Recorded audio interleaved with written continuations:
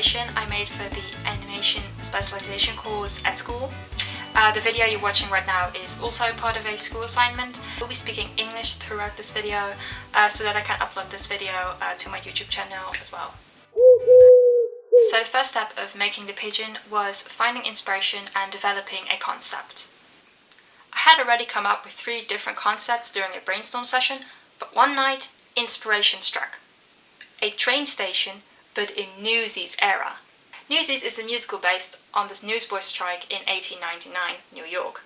The train station that served for inspiration was Station de Oost at Efteling, a fairy tale theme park with a steam train circling the place. And you might be wondering about the pigeon. Well, what is the #1 animal you find at train stations? Exactly, pigeons. After I decided on a concept, it was time to fully commit. I got started on sketching some character designs, which I then redrew on a drawing tablet, as well as I drew a picture of one of the backgrounds for my animation. I continued working on my story, which at this point was nothing more than a chase scene through a train station. I did some brainstorming to come up with ideas and obstacles for the characters to overcome. Also, I thought motivation was just a very important part of my characters, so why would they want to catch this train specifically? Why are they doing what they do? So I created a backstory for my characters, and I named the characters too. The lady I named Boline, and her motivation is she wants to catch the train to New York because she's supposed to meet someone significant there. The man I named Arthur. His reason to take the train is because he's part of an orchestra who needs to go to New York for a concert. The pigeon doesn't have a name because I couldn't come up with a name, but now that I'm recording this video, I think I'll name the pigeon Jacobs, because of the last name of Davy and Les in Newsies. Jacobs.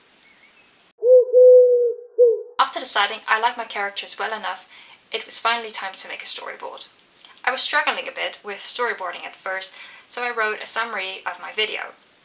After that, I was still struggling with drawing shots of my animation for the storyboard.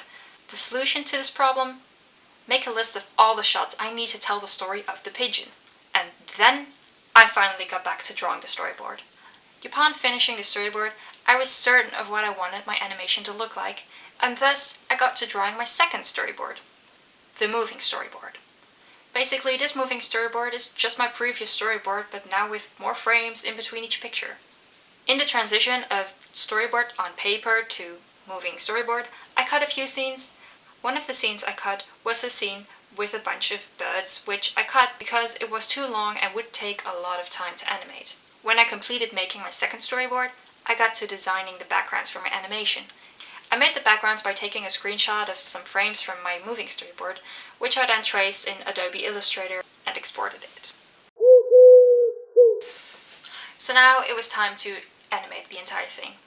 I imported the MP4 version of my moving storyboard into the Photoshop file and started drawing frames on top of it.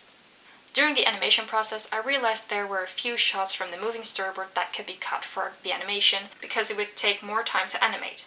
Time which I didn't have. I poured all of my energy into making this animation. I was ready to take the files from Photoshop to After Effects to add the audio, but it didn't work. After Effects refused to open the files, so I had nothing.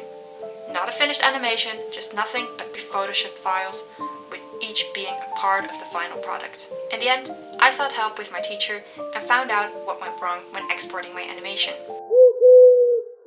In conclusion, this was a large project to manage, and understandably so, I was relieved when I eventually did finish the entire animation.